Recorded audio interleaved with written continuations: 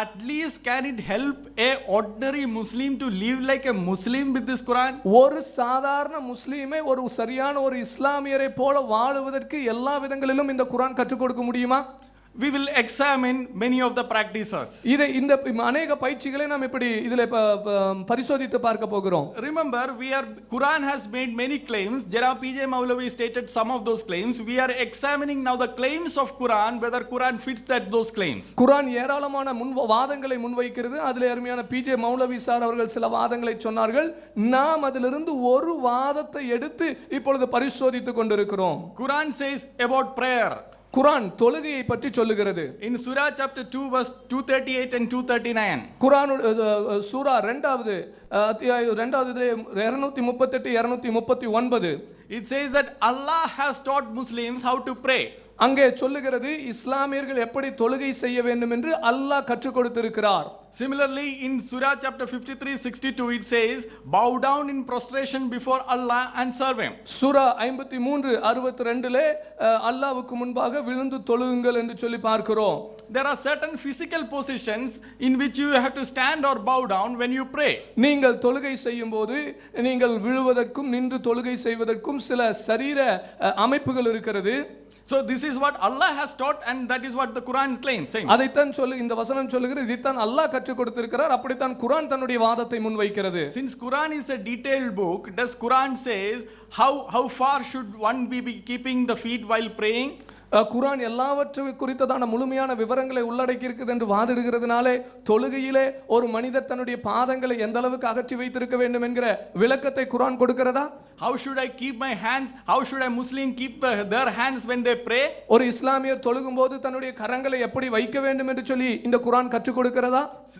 Remember that Allah said he has detailed everything in the Quran. நீங்கள் இந்த வார்த்தையை நினைவு கூற வேண்டும். அல்லாஹ் குர்ஆனிலே சொல்லி இருக்கிறார், தன்னுடைய முழு விளக்கத்தையும் அல்லாஹ் குர்ஆனிலே கொடுத்திருக்கிறார் என்று. We have never seen these details in the Quran. ஆனால் இதற்கானதான முழு விளக்கங்களை குர்ஆனிலே நாம் ஒருபோதும் பார்க்கவில்லை. Second, Allah says that pay zakat. இரண்டாவதாக அல்லாஹ் சொல்லுகிறார் ஜக்காத் கொடுங்கள். In Surah chapter 2 verse 2 and 3, சூரா 2வது வசனம் 3வது ஆயத்து 41:7, அதிலே 41:7, 243, 243, 210, இரண்டாவது அத்தியாயத்தின் 43, இரண்டாவது அத்தியாயத்தின் 110.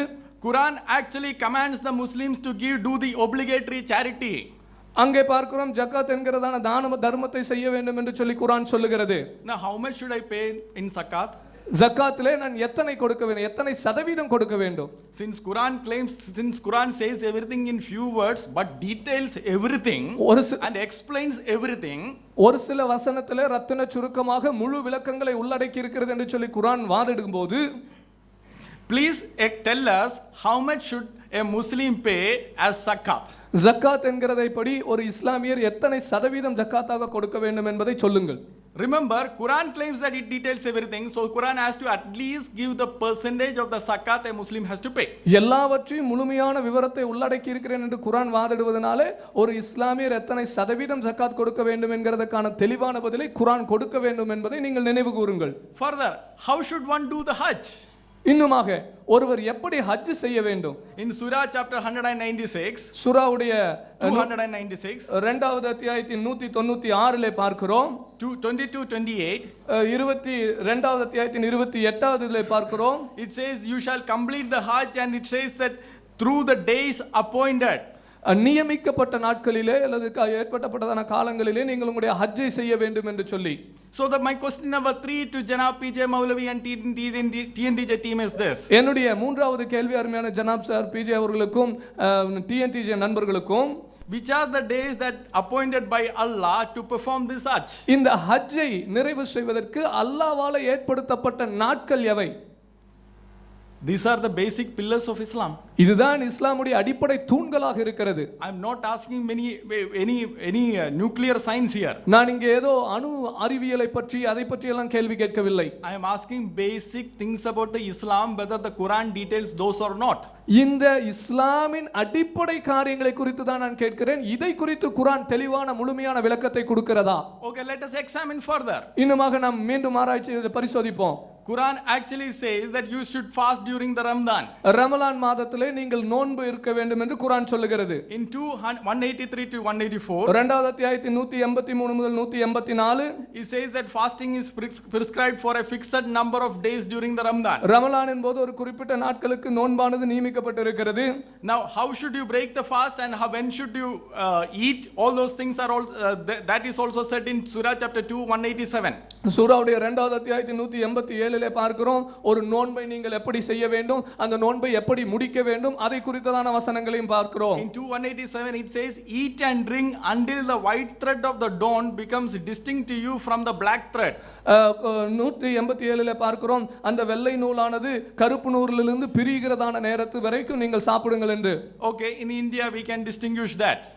இந்தியாவிலே நாம் அதை அறிந்து கொள்ளலாம், தனித்தனியாக வித்தியாசப்படுத்திக் கொள்ளலாம். We can sit with the white thread and a black thread. நாம் ஒரு வெள்ளை நூலோடு கூட கருப்பு நூலோடு கூட உட்கார்ந்து கொண்டு and we can as soon as we can distinguish with that we can stop eating and start fasting. அதை நாம் தனித்தனியாக பிரித்து அறியும் போது நாம் stop eating or stop eating and start fasting. சாப்பிடுவதை நிறுத்திவிட்டு நோன்பை நாம் உபவாசம் இருப்பதை தொடங்கிக் கொள்ளலாம். But how about people in the North Pole where it is 6 months day and 6 months night? வட துருவத்தில் இருக்கிற ஜனங்களை பற்றி எப்படி? அங்கே கிட்டத்தட்ட 6 மாதங்களுக்கு அவர்களுக்கு பகலாகவும் 6 மாதங்கள் இரலாகவும் இருக்கிறது எப்படி? Or how are the people in the Sweden when their nights extend up to the midnight? அவர்களுடைய ஸ்வீடன்ல இருக்கிறதான ஜனங்களுடைய நிலைமை எப்படி? அங்கே இருக்கிறவர்களுக்கு இரவு என்பது நடு இரவு வரைக்கும் தொடர்ந்து கொண்டிருக்கிறது. Did not Allah know that there are certain parts of the world like this? இப்படி உலகத்திலே சில பகுதிகள் இருக்கிறது என்பதை அல்லாஹ் அறியாமல் இருந்தாரா? Definitely, if Allah was the true God, he would have known this and he would have given the details. அல்லாஹ் ஒரு உண்மையான இறைவனாக இருந்திருந்தால் இது எல்லாம் அறிந்துவிட்டு இந்த உடையதான விளக்கத்தை அவர் கொடுத்திருப்பார். So among these 5 pillars of Islam, இந்த இஸ்லாமின் 5 அடிப்படை தூண்களிலே I have examined 4 pillars and I haven't seen the details. இந்த 4 தூண்களை பற்றி தான் ஆராய்ச்சி செய்து பார்த்தேன், அதுக்குரியதான எந்த முழுமையான விளக்கங்களும் இல்லை. Now let us examine few more things. இன்னும் சில காரியங்களையும் நாம் பரிசோதிப்போம். When we examine a point, we have to examine it in detail. ஒரு காரியத்தை நாம் பரிசோதிக்கும் போது அதை நாம் முழுவதுமாக முழு விளக்கம் வரைக்குமாக நாம் பரிசோதிக்க வேண்டும். Especially since Allah says that he has explained everything in detail, we will also have to examine each points in detail. ஏனென்றால் குறிப்பாக அல்லாஹ் சொல்லி இருக்கிறார் நான் எல்லாவற்றையும் முழு விவரணங்களோடு விளக்கி இருக்கிறேன் என்று சொல்லும்போது நாமும் முழு விவரங்களோடு விளக்கத்தோடு பரிசோதிக்க வேண்டும். I want to check what is the halal and haram food. நான் ஹலால் மற்றும் ஹராம் உணவு என்ன என்பதை பற்றி நான் பார்க்க விரும்புகிறேன். In Surah chapter 16:14, சூராவுடைய 16:14 Allah says that you can eat fresh meat from the sea. கடலிலே இருக்கிறதான ஃப்ரெஷ்ஷான உணவுகளை நீங்கள் சாப்பிடலாம் என்று சொல்லுகிறார். That is a good thing. அது ஒரு நல்ல விஷயம். So you can eat the fish. நீங்கள் அதனால மீனை சாப்பிடலாம். But when you think that you can eat the fish, Allah adds another command. நீங்கள் மீனை சாப்பிடணும்னு நினைக்கும் போது அல்லாஹ் இன்னொரு கட்டளை கொடுக்கிறார். In Surah chapter 5:3, சூராவுடைய 5:3 Allah says prohibited are you the dead animals. மரித்ததான விலங்குகள் பிராணிகள் உங்களுக்கு தடை செய்யப்பட்டிருக்கிறது. And then it goes on to say except what you are able to slaughter before its death. அது மரணத்துக்கு முன்பதாக எதையெல்லாம் உங்களால் அறுக்க முடியுமோ அதை தவிர. How will I slaughter the fish before it is dead? அந்த ஒரு மிருகம் அல்லது ஒரு விலங்கு மரிப்பதற்கு முன்பதாக எப்படி அறுக்க முடியும் அதை? Okay, I can catch 1 fish or 2 fish and slaughter it. குறிப்பாக மீன்களை எப்படி அறுக்க முடியும்? நான் ஏதோ 1-2 மீன் உயிரோட பிடிச்சு அதை நான் அறுக்கலாம். But if I have to go to the sea and catch the fish, can I slaughter, or otherwise I should go under the sea and slaughter the fish and bring it up? நான் கடலுக்கு போய் மீனை பிடிக்கணும் சொன்னா அது உயிரோட இருக்கிறதுக்கு முன்னாடி அதை கொல்ல வேண்டும் என்று சொன்னால் கடலுக்குள்ள போய் தண்ணிக்குள்ள போய் பிடிக்கணுமா மீனை? So just when we thought we can eat the fish, Allah added a command which is making it practically impossible to eat the fish. மீனை சாப்பிடணும்னு சொல்லி நினைக்கும் போது அல்லாஹ் ஒரு கட்டளை கொடுக்கிறார், அது பிராக்டிகலாகவே சாப்பிட முடியாத ஒரு நிலைக்கு கொண்டு வந்து விடுகிறது. Let us examine another thing. மற்றொரு காரியத்தையும் பரிசோதிப்போம். We have seen that the Muslims always says that you should do circumcision. இஸ்லாமியர்கள் சுன்னத்து செய்ய வேண்டும் என்று சொல்லுவதை நாம் கேட்டிருக்கிறோம். We have examined, we have read through the Quran. நாங்கள் முழு குர்ஆனையும் வாசித்தோம். Since Quran claims that it has details of everything, குர்ஆன் எல்லாவற்றையும் குறிக்கிறதான முழு விவரத்தை கொண்டிருக்கிறது என்று குர்ஆன் சொல்லுகிறது. We thought at least it would have some details of the Muslim Islamic practices. இஸ்லாமியர்கள் செய்கிறதான அவர்களுடைய சொந்த பழக்கவழக்கங்களை குறித்ததான சில காரியங்களாவது குர்ஆனில் இருக்கும் என்று பார்த்தோம். We could not find a single command to do circumcision in the Quran. சுன்னத்து செய்யுங்கள் என்கிறதான ஒரு கட்டளை, ஒரு சின்ன ஒரு கட்டளை கூட குர்ஆனிலே பார்க்கவில்லை.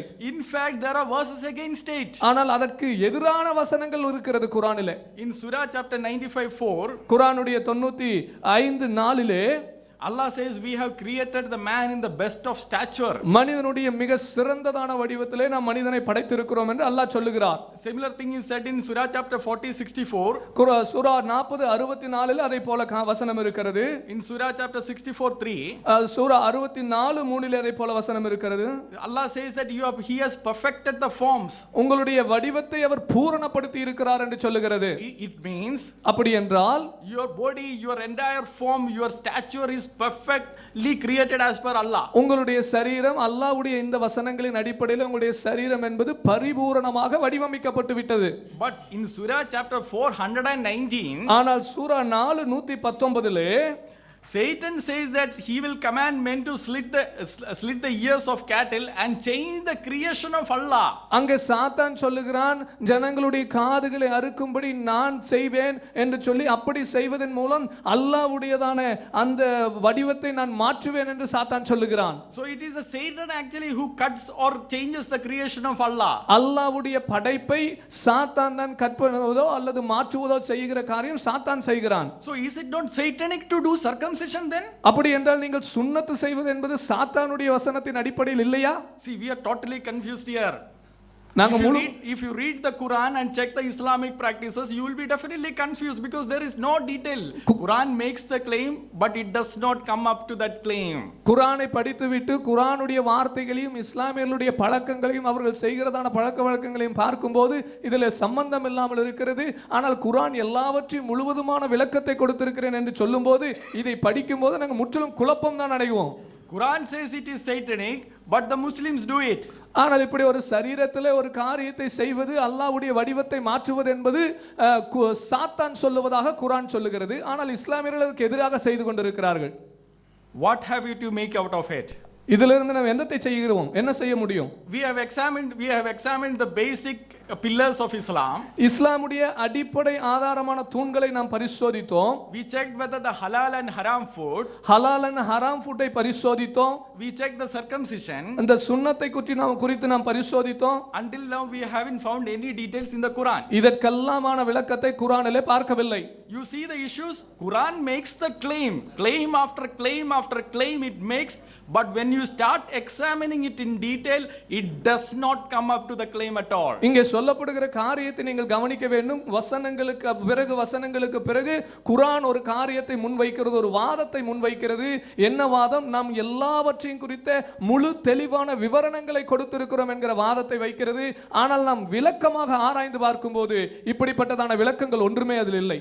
Now let us examine another point. மற்றொரு காரியத்தை நாம் பரிசோதிப்போம். In the same claim we will examine another angle. இதே வாதத்திலே இன்னொரு கோணத்திலே நாம் சிலதை பரிசோதிப்போம். In Surah chapter 33 verse 21, Sura 33:21 Allah says, அல்லாஹ் சொல்லுகிறார், you have indeed in the apostle of Allah a beautiful pattern of conduct for anyone whose help is in Allah and the final day.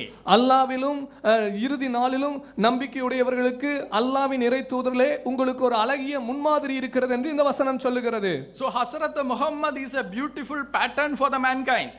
மனித குலத்திற்கு ஹஸ்ரத் முகமது அவர்கள் ஒரு அழகிய முன்மாதிரியாக இருக்கிறார்கள் என்று குர்ஆன் வசனம் சொல்லுகிறது. Since Quran claims to be a very detailed book giving an exposition of everything, எல்லாவற்றையும் குறித்து ஒரு தெளிவான முழு விவரணங்களை கொடுக்கிற ஒரு புத்தகமாக தன்னை குர்ஆன் வாதத்தை முன்வைப்பது நிமித்தமாக, do we have at least details about Hazrat Muhammad in the Quran? Hazrat Mohammed அவர்களுடைய முழு விளக்கத்தையாவது குர்ஆனிலே நம்மால பார்க்க முடிகிறதா?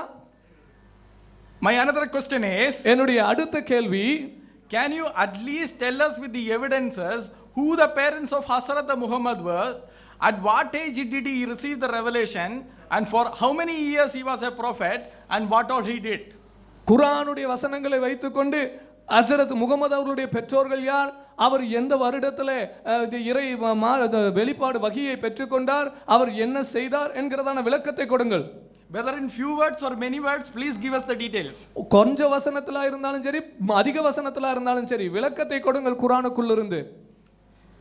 Further, Quran in Surah chapter 3 verse 132, இன்னுமாக மூன்றாவது அத்தியாயத்தின் 132வது வசனத்திலே it says, obey Allah and the messenger, அங்கே சொல்லுகிறது, அல்லாவுக்கும் அவருடைய தூதருக்கும் கீழ்ப்படியுங்கள், that you may obtain mercy.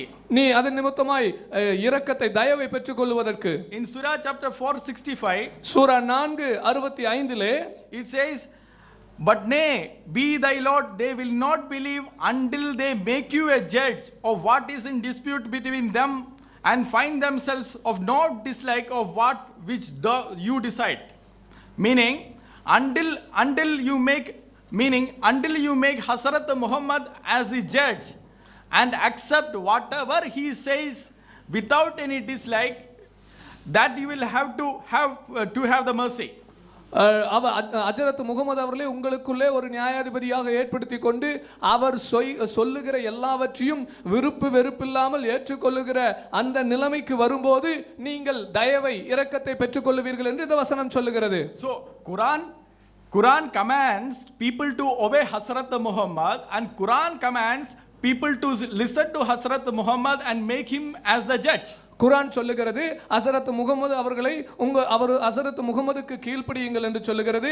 அவருடைய வார்த்தைக்கு செவி கொடுங்கள், அவரை ஒரு ஜட்ஜாக நியாயாதிபதியாக ஏற்படுத்துங்கள் என்று குர்ஆன் சொல்லுகிறது. And Quran further claims that it has the details of everything. குர்ஆன் மேலும் சொல்லுகிறது எல்லாவற்றை பற்றிய முழு விளக்கத்தை குர்ஆனிலே இருக்கிறது என்று தான் பார்க்கிறோம். So where are those words of Hazrat Muhammad? அப்படி என்றால் ஹஸரத் முகமது அவர்களுடைய அந்த வார்த்தைகள் எங்கே? Where are those judgments of Hazrat Muhammad? ஹஸரத் முகமது அவர்கள் கொடுத்த தீர்ப்புகள் எங்கே? ஃபஸ்ட்டு அவங்க என்ன கேட்குறாங்கன்னா, அதாவது குர்ஆன் அனைத்தும் தெளிவாக்கப்பட்டதாக சொல்கிறது, இது ஒரு பாகம். ஆனால் தொழுகையை பற்றி தெளிவாக இல்லை, குர்ஆனில் இல்லை. நோன்பை பற்றி தெளிவாக இல்லை, ஜக்காத்தை பற்றி தெளிவாக இல்லை, ஹஜ்ஜை பற்றி ஒரு வாதம் தான், ஒரு 35-40 கேள்வி மாதிரி தெரியும். ஹஜ்ஜை பற்றி தெளிவாக இல்லை, இப்படி ஒரு லிஸ்ட்டு போட்டாங்க. மொத்தத்தில் என்னது, குர்ஆன் தெளிவாக இருக்குங்கிறது, சில பல விஷயங்கள் தெளிவாக இல்லை. இதுதான் அவங்களுடைய ஒரு வாதம். இதுக்கு குர்ஆனில் தெளிவாக அதுக்கு பதில் இருக்குது. இது நாங்களாக சொல்ல வேண்டிய பதில் கிடையாது. குர்ஆன் என்ன சொல்லுகிறன்னு கேட்டால், வன்சல்னா இலைக்கல் கிதாப லித்துபையின லின்னாசி மா நுஸில இலைஹிம். முகமதே, இந்த குர்ஆனை உமக்கு அருளி இருக்கிறோம், அவர்களுக்கு அருளப்பட்டதை நீர் விளக்க வேண்டும். இது குர்ஆனில் 16வது அத்தியாயத்தில் 44வது வசனத்தில் சொல்லப்பட்டிருக்கிறது. அப்போ குர்ஆனில் சொல்லப்பட்டதை முகமது நபி விளக்குவார். அப்போ குர்ஆனில் ஆர்டரு பொதுவான தொழுகையில் வரும், தொழுங்கள் கட்டளை வரும். எப்படி தொழுவது என்பதை முகமது நபி தொழுது காட்டி விளக்குவார். ஏற்கனவே சொன்னோம் இல்லையா, குர்ஆன் சுருக்கமாக இருக்கும்ண்டு விளக்கறதுக்கு ஒரு ஆளையும் போட்டுவிட்டு திருப்பி சொன்னால் சுருக்கம் இல்லாமல் போயிடும்.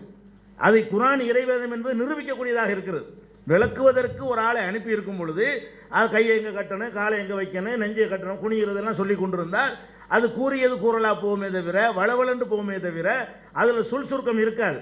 அப்போ செய்முறை விளக்கம் தருவதற்கு ஒருவரை அனுப்பி இருக்கும் பொழுது அவர் தொழுது காட்டுறார், நான் தொழுவது போல நீங்கள் தொழுங்கள் என்று முகமது நபி சொன்னார். அப்போ தொழுங்கள் என்று கட்டளை இருக்கிறது, முகமது நபி அதை விளக்குவார் என்றும் குர்ஆனில் இருக்கிறது. அவர் தொழுது காட்டினார் என்னும் பொழுது குர்ஆனில் எல்லாம் இருக்கிறது. தொழுங்கள்னு கட்டளை இருக்கிறது, இவரை கேட்டு தெரிஞ்சுக்கிறங்கன்னு இருக்கிறது, எல்லாம் வந்து விட்டது. அப்போ என்ன இல்லை, நீங்கள் குர்ஆனில் குனிகிறது இருக்கா நிமிர்றது இருக்கான்னு கேட்குறீங்க. அதுதான் கற்றுக்கிறதுக்கு ஒரு பொருள், ஒரு ஏசி வாங்குகிறோம், அது ரிப்பேர் பண்ணுவதற்காக ஒரு கைடு கொடுக்குறான், கூட ஒரு ஆளை அனுப்பிட்டான். ஆளை அனுப்புவதில் சில விஷயங்கள் இல்லாத ஃபால்ட்டு அவர் பார்ப்பார், அவர்கிட்ட கேட்டுக்க என்று சொல்லப்பட்டு விட்டால் அந்த கம்பெனியுடைய சர்வீஸ் நீ குறை சொல்லுவீங்களா? புக்கில் ஷார்ட்டாக சொல்கிறாரு, செஞ்சு காட்டுறதுக்கு ஆளை அனுப்பிட்டாருன்னு சொன்னால் குறை சொல்ல முடியாது. அப்போ குர்ஆனை பொறுத்த வரைக்கும் சொற்சுருக்கத்தை கண்டிப்பாக நிலைநாட்டுகள் அவங்க சொன்ன வாதங்கள் அதுதான் சொல்லுகிறது. அதாவது தொழுகையை கேட்டாங்க, நோன்பை கேட்டாங்க, ஜக்காத்தை கேட்டாங்க, ஹஜ்ஜை கேட்டாங்க. அது மாதிரி வடதுரும் அதெல்லாம் விஞ்ஞான கத்துனால அப்புறம் வர்றேன். அதாவது இந்த வணக்க விஷயங்கள், வணக்க சம்பந்தப்பட்ட விஷயங்களை ஃபஸ்ட்டு எடுத்துக்கொள்வோம். இவன் அனைத்திற்குமான பதில் என்னன்னு கேட்டால், இதையெல்லாம் எப்படி செய்ய வேண்டும் என்று முகமது நபி உங்களுக்கு விளக்குவார், கேட்டுக்கொள்ளுங்கள். அவர் விளக்குனார். அதெல்லாம் குர்ஆனில் இருக்கான்னு கேட்டிங்கன்னா அது அடுத்த கேள்வியில் வருது. இதுக்கு மட்டும் தான் இப்போ பதில் வரிசையாக வரும். அது அடுத்ததாக அவர் கேட்ட இந்த வட துருவத்தை கேட்டார். எப்போ பார்த்தாலும் பகலாகவே இருக்கும், எப்போ பார்த்தாலும் இரவாகவே இருக்கும். இந்த நவீன காலத்தில் 5 வேளை எப்படி டயத்தை தீர்மானிக்கிறது, இரவு பகலை எப்படி தீர்மானிக்கிறது, இதுக்கு உங்கள்கிட்ட ஆன்சர் இருக்குதா என்று கேட்டார். ஆன்சர் இருக்குது. என்ன ஆன்சர் இருக்கிறது? முகமது நபி விளக்குவதற்கு நம்ம அல்லாஹ் அனுப்பிவிட்டான், அவர் தான் விளக்குவார். அவர் என்ன சொல்கிறார், முகமது நபி என்ன சொல்கிறாங்கன்னா, தஜ்ஜால் என்று ஒருவன் வருவான்னு எங்கள் நம்பிக்கை, இஸ்லாமிய நம்பிக்கை. இந்த தஜ்ஜால் வரக்கூடிய காலத்தில் ஒரு நாள் என்பது ஒரு வருஷ அளவுக்கு பெருசாக இருக்கும் என்று முகமது நபி சொல்கிறாங்க. ஒரு நாள் என்பது நம்ம காலத்தில் இருக்கிற வருஷ அளவுக்கு பெருசாக இருக்கும். அப்போ நபிகள் நாயகத்துடைய தோழர்கள் கேட்குறாங்க, ஒரு வருஷ அளவுக்கு 365 நாள் அளவுக்கு பெருசாக இருக்குமே, அந்த நாளில் ஒரு நாளுடைய தொழுகை போதுமா என்று முகமது நபிட்டு கேட்குறாங்க. 365 நாளைக்கு சேர்த்து ஒரு நாள் ஒரு 5 வேளை தொழுதா போதுமா அப்படின்ற உடனே லா ஃபக்துருலஹு, கணித்து கொள்ளுங்கள், டயத்தை ஒரு நாளுக்கு ஒரு டயத்தை போட்டு கணித்து கொள்ளுங்கள் என்று முகமது நபி சொல்லிவிட்டார். அப்போ ஒரு நாள் என்பது நம்ம வழக்கத்தில் சாதாரண நாட்களுக்கு முரணாக ஒரு உலகம் பகுதி இருக்குமையானால் அவர்கள் 24 மணி நேரம் 24 மணி நேரம் கணித்து கொண்டு என்ன செய்யணும், பகல்லையே இரவு தொழுகை அவங்க தொழுவார்கள், இரவிலேயே பகல் தொழுகையை தொழுவார்கள். Quran said that it explains everything. குர்ஆன் சொல்லுகிறது எல்லாவற்றையும் அது விளக்குகிறது என்று சொல்லி. Then we have asked few questions from the Quran. Where is it in the Quran? நாம் குர்ஆனில் இருந்து கேள்வி கேட்டோம், குர்ஆனில் இது எங்கே சொல்லப்பட்டிருக்கிறது என்று சொல்லி. Then he said that Quran and it is Hazrat Muhammad who explains it. அங்கே அவர் சொன்னார் ஹஸ்ரத் முகமது அவர்கள் அதை விளக்கி இருக்கிறார் என்று சொல்லி. And then he also said he gave the example of a technician. அவர் ஒரு டெக்னீஷியனுடைய உதாரணத்தை நமக்கு சொன்னார். So where is the technician now? Technician இப்போது எங்கே இருக்கிறார்? Technician is not there now. Technician is dead and gone. Technician மரித்து போய் விட்டார், அவர் இப்பொழுது இல்லை. Then when I asked for an evidence, he said if they believe in the Dajjal, அங்கே நான் ஆதாரத்தை கேட்கும்போது தஜ்ஜாலை நாங்கள் நம்புகிறோம் என்று சொன்னார்கள். he gave me Sahih Muslim. ஆக சஹீஹ் முஸ்லிம் என்கிறவருடைய ஆதாரத்தை கொடுத்திருக்கிறார்கள். So you want hadith now? இப்போது ஹதீஸ் தேவைப்படுகிறது. Now this is what Janab PJ Maulavi has said. இதுதான் ஜனாப் PJ மௌலவி அவர்கள் சொன்னார்கள். He quoted from Sahih Muslim, he quoted from the Hadith to explain the Quran. அங்கே அவர் சஹீஹ் முஸ்லிம் என்கிற ஹதீஸ்ல இருந்து குர்ஆனை அவர் விளக்க முற்படுகிறார். There are many issues with this. இதை குறித்து பல காரியங்கள் இருக்கிறது. Now if you wanted to quote Hadith, நீங்கள் ஹதீஸிலிருந்து கூற வேண்டுமானால் why didn't you state that Quran and Hadith is the God's word? நீங்கள் ஏன் அப்பொழுது குர்ஆனும் ஹதீஸும் கடவுள் இறைவனுடைய வார்த்தை என்று சொல்லவில்லை? When you made the agreement, நீங்கள் ஒரு ஒப்பந்தத்தை செய்யும்போது why didn't you write Quran? We believe Quran and Hadith as the God's word. நீங்கள் ஏன் எழுதவில்லை குர்ஆனும் ஹதீஸும் இறைவனுடைய வார்த்தை என்று? We'll see some clips now. இப்பொழுது சில காரியங்களை நம்ம பார்க்கலாம். மட்டும் தான் சொல்றீங்களா? அப்புறம் கூட விவாதத்துல மட்டும்தான். குர்ஆன் வந்து முழுமை பெறுமான்ற நீங்க அதை ஃபைனலைஸ் பண்ணணும். இல்ல குர்ஆன் மட்டும், குர்ஆன் மட்டும் தான். ஏன்னா இறைவேதம் வரும்பொழுது முழுமை அடையணும். ஏன்னா பைபிள் கீத்தல குர்ஆன் நீங்க கொண்டு வர முடியாது. என்ன காரணம்? பைபிள் எல்லாமே இருக்கு. நாங்க எல்லாம் A to Z அதுல இருக்கு. நீங்க அப்படி சொல்ல கூடாது. அது டிபேட் உள்ளது. இல்ல டிபேட் உள்ளது. டிபேட் உள்ளது. அது நான் ஏத்துக்கலையே. ஏன் ஏத்துக்கலாம்? நீங்க குர்ஆனுக்கு பைபிள்ல போய் அதாவது குர்ஆன் வந்து நாங்க கேட்க மாதிரி எதுக்கு ஹதீஸ் போகல. முடிவு சொல்றோம். நான் குர்ஆன் தான் பேசுறேன். ஹதீஸ் போக மாட்டோம். நீங்க வந்து ஓகே. அதான் குர்ஆன் கேட்கும்போது எல்லா குர்ஆன்ல கேள்விகள் எதுல இருந்து பதில்கள் வரணும்னு கேட்கலாம். Not hadith and no, what he is saying is Quran is not as complete as Bible. So that's a matter of debate. Yes, that's a matter of debate. You can't okay. ஒவ்வொரு முறையில சொல்லிக்கலாம். ஆதாரங்கள் எதிர்த்து காட்டப்படணும். அதனால குர்ஆன் இறைவேதம் போடுறேன். குர்ஆன் இறைவேதம், குர்ஆன் இறைவேதம். இங்கிலீஷ்ல இந்த தலைப்புல இந்த புகாரியில் இருக்கிறது, இதுக்கெல்லாம் பதில் சொல்லுவோம். நீ கண்டிப்பா சொல்லணும், அடுத்தடுத்த தலைப்புகள்ல சொல்லணும். எல்லாம் நாங்க ஒட்டச்சு சொல்லுங்க, எவ்வளவு போல்டா வேணாலும் சொல்லுங்க, அவ்வளவு ஆன்சர் இருக்கிறது. இந்த மாதிரி நாங்க மழுப்பவனா மாட்டோம்.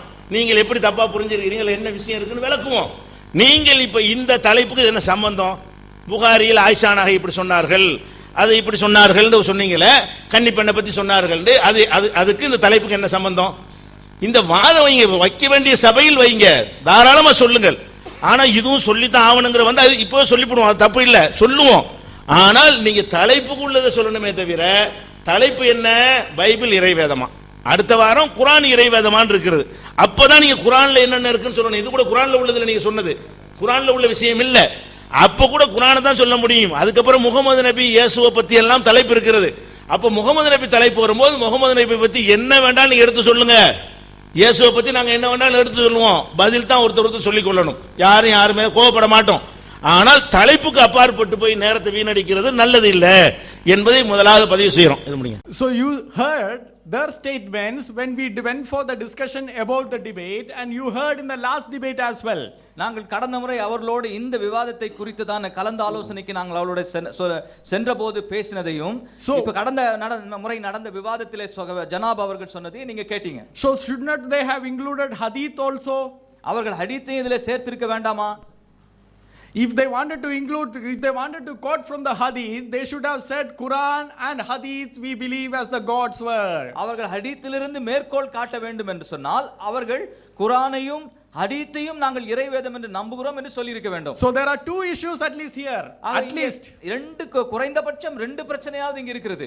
One, Quran says in what hadith after this will you believe? இங்கே குர்ஆன் சொல்லுகிறது குர்ஆனுக்கு அப்பால் எந்த ஹதீஸை நீங்கள் நம்புவீர்கள் என்று சொல்லி. So first they contradicted the Quran and thereby proving that it is not God's word. முதல்ல அவர்களாகவே குர்ஆனுக்கு முரண்பட்டு அவர்கள் பேசுகிறார்கள். அது ஆகவே அது குர்ஆன் கடவுளுடைய வார்த்தை இல்லை என்று அவர்களே சொல்கிறார்கள். And then they contradicted themselves.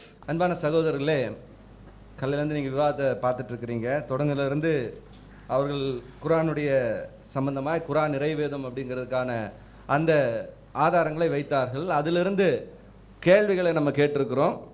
ஆனால் எடுத்த உடனே முஸ்லீம் ஹதீஸ் அப்படின்னு சொல்லி ஹதீஸ்குள்ளே அவங்க கடந்து போகிறத நம்ம பார்த்தோம். ஆக்சுவல் பார்த்தீங்கன்னா ஹதீஸ்லேருந்து ஆதாரம் வைக்க மாட்டோன்றது தான் ஒப்பந்தத்துடைய சரத்து. ஏன்னா அங்கேயே நம்ம இதை கேட்டோம், ஹதீஸும் குர்ஆனும் ஹதீஸும் இறைவேதம்னு சொல்கிறீங்களா, இல்லை குர்ஆன் மட்டுமானா நாங்கள் இப்போ குர்ஆன் மட்டும்தான் குர்ஆன்லேருந்து தான் பதில் சொல்லணும் அப்படின்னோம். அது குர்ஆன்லேருந்து தான் நாங்கள் பதில் சொல்லுவோம் அப்படின்னு தான் சொல்லியிருந்தாங்க. ஆனால் இப்போவே அதற்கு முரண்படுறாங்கங்கிறத நம்ம தெரிவித்துக் கொள்கிறோம். இதிலிருந்து நமக்கு என்ன தெரியுதுன்னா, குர்ஆன் இறைவேதம்ங்கிறத அவங்களே ஏற்றுக்கொள்ள, இது கூட ஏதோ சேர்த்துனா தான் இது இறைவேதம் ஆகும் அப்படிங்கிறத அவங்க நம்புறாங்கிறது தெரியுது. அதை அவங்க டிக்ளேர் பண்ணாங்கன்னா அதுக்கப்புறம் நம்ம தொடர்ந்து போகலாம். காலையில் அவங்க சொல்லிட்டாங்க மேனுவல் புக் அப்படின்னு சொல்லிட்டாங்க. மேனுவல் புக்கில் எப்படி இருக்கும் அப்படின்றத நான் ஃபஸ்ட் சொல்கிறேன். இப்போ ஏதாவது ஒன்றும் இல்லை, குர்ஆனுடைய முதல்ல ஓப்பன் பண்ணோடனே நமக்கு அத்தியாயமாக போட்டிருப்பாங்க, ஒவ்வொரு அத்தியாயம். இப்போது காலைல நம்ம நிறைய கேள்விகள் கேட்டோம். கேள்விகள்லாம் எங்களுக்கு முகமது நபிகிட்ட கேட்க சொல்லிட்டாரு, அவர் விளக்குவார்னு சொல்லிட்டாரு அப்படின்னு சொல்கிறாங்க. இப்போ நீங்கள் குர்ஆனை கொடுங்கன்னா இந்த பேஜை பிச்சு கொடுத்துட்டு இதாங்க குர்ஆன், ஏங்க அதில் தாங்க இருக்குது, அதான் பாத்திகா இருக்குதுங்க, பக்ரா இருக்குதுங்க அப்படின்னு சொல்லிட்டா அதாங்க குர்ஆன். இல்லைங்க அதில் என்னங்க இருக்குது, அதான் குர்ஆன், அதை போய் அங்கே எங்கே இருக்கோ பார்த்துக்குங்க அப்படி சொல்ல முடியாது. அது என்ன முன்னாடி கொடுத்துருக்கோமோ அதோடைய விளக்கங்கள் பின்னாடி இருக்கணும். அப்போ தான் அதுக்குள்ள உண்மையான விளக்கங்களோடு கூட இருக்கிற புஸ்தகம் அப்படிங்கிறதுக்கு அர்த்தம். இப்போ ப்ராஃபட் முகமது விளக்குவார்கள்னா அவர் எங்கே விளக்குனாருன்னு விளக்கத்தை அதில் கொடுத்துருக்கணும். அப்போ தான் அது இறைவேதம். இப்போ நீங்கள் சொல்கிற மாதிரி குர்ஆன் என்ன சொல்லுது, நான் எல்லாத்தையும் முழுமையாக சொல்லிவிட்டேன், தெளிவாக சொல்லிவிட்டேன். தெளிவாக சொன்னான், தெளிவு எங்கே? அது ஹதீஸ் புத்தகத்துக்கு நமக்கு ஏன் போகணும்?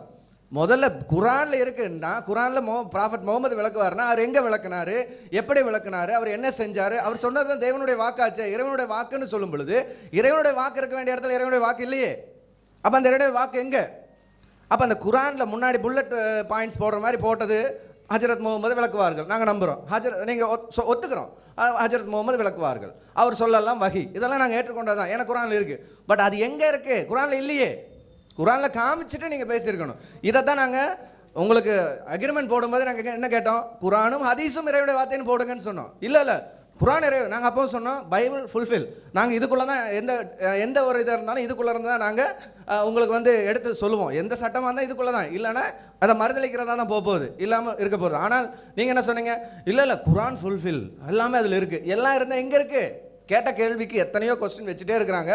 கேள்விகளுக்கு ஏதாவது லைனாக பதில் சொல்கிறேன்ட்டு லைனாக ஹதீஸில் இருக்குது, அந்த ஹதீஸில் இருக்குது, அந்த ஹதீஸ்னு நம்பர் கொடுத்துருக்காங்க, கண்டிப்பாக அதுக்கான விளக்கங்களை கொடுப்பாங்க.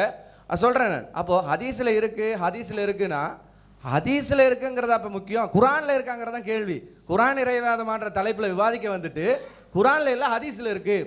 அப்போ ஹதீஸில் இருக்குங்கிறதுக்கு நம்ம குர்ஆன் ஹதீஸ் இறைவேதம் சொல்லிட்டு போயிருக்கலாம்ல. தலைப்பு போடும்போது அப்படி தலைப்பு போட வேண்டியதானே. தலைப்பு பண்ணும் பொழுதே நம்ம கேட்கும்போது அவ்வளோ கோவம் வந்தது அவங்களுக்கு. எப்படி நீங்கள் அப்படி சொல்லலாம், எப்படி முழுமை இல்லைன்னு சொல்லலாம் அப்படின்னாங்க. அப்போ நாங்கள் என்ன கேட்குறோம், கேட்டபோது நாங்கள் தெளிவாக திரும்ப சொன்னோம், குர்ஆனும் ஹதீஸும் இறைவேதம்னு போடுங்க, அப்போ தான் சரியாக இருக்கும் அந்த விவாதம். நோ குர்ஆன் இறைவேதம் எல்லாமே அதில் இருக்குது, நாங்கள் குர்ஆன்லேருந்து தான் பதில் சொல்லுவோம். கேட்ட கேள்விக்கு எங்கேருந்து குர்ஆன்லேருந்து பதில் சொன்னீங்க? அடுத்ததாக நம்ம அவர் கேட்ட எந்த கேள்விக்குமே விடை சொல்லும் பொழுதெல்லாம் திருப்பிக்கிட்டு ஒரு கேள்வியை கேட்குறாங்க, இது குர்ஆன்லேருந்து விட சொல்லுங்கள், குர்ஆன்லேருந்து விட சொல்லுங்கள், குர்ஆனில் எங்கே இது இருக்குது என்று கேட்குறார்கள். அப்போனா அந்த குர்ஆனுக்கு விளக்கம் சொல்வதாக இருந்தால் குர்ஆனிலிருந்து தான் குர்ஆனுடைய அர்த்தத்தை விளங்கணும். ஃபஸ்ட்டு நான் ஒரு 16வது அத்தியாயத்தில் 44வது வசனத்தை உங்களுக்கு எடுத்து சொன்னேன், அது குர்ஆனுடைய வசனம். அது என்ன சொல்கிறது, முகமதே உமக்கு இந்த குரானை தந்தோம். குரான் முகமதுக்கு இறைவன் வந்தது சொல்லிவிடுகிறது.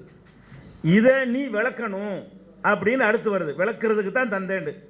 அதிலிருந்து என்ன விளங்குதுன்னா ஒரு விளக்கம் இதில் இருக்காதுன்னு விளங்குது. அதில் இருக்காது, ஆனால் பின்பற்று. குரான் என்ன சொல்லுதுங்கிறத குரான்லேருந்து புரிய வேண்டும். குரான் என்ன சொல்லுது? லித்து பையின லின்னாசி மா நுசில இலையும், அவர்களுக்கு அருளப்பட்ட வேதத்தை நீர் விளக்க வேண்டும். நான் இறக்கி இருக்கிறேன், நீ விளக்குவே. அப்படின்னா என்ன அர்த்தம்? நீ விளக்குறது இதில் இருக்காது. குரான் எதில் இருக்காது, ஆனால் பின்பற்று. மேற்று என்ன? பின்பற்றுவதற்கு தேவையான எல்லா சட்டங்களும் அவற்றை இருக்கும். அந்த வசனம், அந்த வார்த்தை இங்கே இருக்காது, குரானில் இருக்காது என்று குரானை சொன்ன பிறகு ஹதீஸில் காட்டுறீங்கன்னா என்ன? அதில் காட்ட முடியும். அப்படி தான் குரான் சொல்லுது. அப்போ குரானில் இருக்குன்னா பின்பற்றுவதற்கு தேவையான விஷயங்களை சொல்லுகிறது, விளங்கி நாங்கள் பின்பற்றுகிறோம். சுன்னத்து பண்ணுற விஷயத்தை குரான் சொல்லலை, ஆனால் இப்ராஹிம் நபியை சொல்லுது. இப்ராஹிம் சுன்னத்து பண்ணார்னு சொல்லலை, அவருடைய வழியை பின்பற்ற சொல்லுகிறது. சுன்னத்து அந்த கத்னா பண்ணுவது இப்ராஹிமின் வழி என்று முகமது சொன்னார், அதை பின்பற்றுகிறோம். ஏன் பின்பற்றுறீங்க? அவர் சொல்றதை கேட்டு நட என்று குரான் சொல்லு. அது எங்க குரான்ல கேட்கக்கூடாது. ஏன்? விளக்கண்டால இருக்கான்னு அர்த்தம். நான் பேசுவதற்கு விளக்கம் கொடுத்தாருன்னா என் பேச்சில் அடங்காது அது. ஆனால் பர்மிஷன் கொடுத்து விளக்கம் கொடுக்குற அதிகாரத்தை கொடுத்து விட்டால் அது கடவுளுடைய அங்கீகாரம் இருக்கிறது. அப்போ இது விளங்காம இந்த வசனம் என்ன சொல்லுதுன்னு நான் வாதிட்டேனோ அதை புரிந்திருப்பார்களே, ஆனால் இப்படி ஒரு கேள்வி கேட்கவே மாட்டார்கள். அப்போ அந்த வசனத்தை வைத்து நீங்கள் மறுக்கணும். அப்படி சொல்லலை குரான்னு சொல்லணும். குரான் தெளிவாக சொல்லுது, உமக்கு இந்த வேதத்தை நாம் அருளினோம். இறைவன்ட்ட வேதம் வந்தது, அதை சொல்லுகிறது. நீர் இதை விளக்கணும். அது இருக்காது. விளக்கணும்ல என்ன அர்த்தம்? இதில் இருக்காது. அது காலையிலிருந்து பார்த்தீங்கன்னா குரான் நிறைவேதம் இல்லை என்பதற்கான பல கேள்விகளை நம்ம அடிக்கிட்டே வரோம். இது வரைக்கும் அந்த கேள்விகளுக்கு அவங்க குரான்லேருந்து எந்த விதமான பதிலும் அவங்க தரல. அதிலும் பார்த்தீங்கன்னா எஸ்பெஷலி குரான்லேயே அல்லாஹ் வந்து சொல்லுகிறார், ப்ராஃபட் முகமது அவர்கள் வந்து விளக்குவார்கள் அப்படின்னு சொன்னது, அந்த விளக்கமும் கூட குரானில் இல்லைங்களே. அப்படி இப்போ இருந்ததுன்னா அதை காமிங்க அப்படின்னு சொன்னோம். குரான்லேருந்து குரான் இறைவேதம்ன்ற தலைப்பு போடும் பொழுதே குரான் இறைவேதமா குரானும் ஹதீஸுமானு கேட்டோம். இல்லை குரான் இறைவேதம்னு போடுங்க, எல்லாமே அதிலிருந்து நாங்கள் எடுத்து பதில் சொல்லுவோம்னுங்க. ஆனால் இது வரைக்கும் அதுலேருந்து குரான்லேருந்து எந்த பதிலும் சொல்லவில்லை. இதிலிருந்தே என்ன தெரியுதுன்னா குரான் இறைவேதம் இல்லைன்னு அவங்களே ஏற்றுக்கொள்கிறது தான் நமக்கு இதுலேருந்து தெரியுது.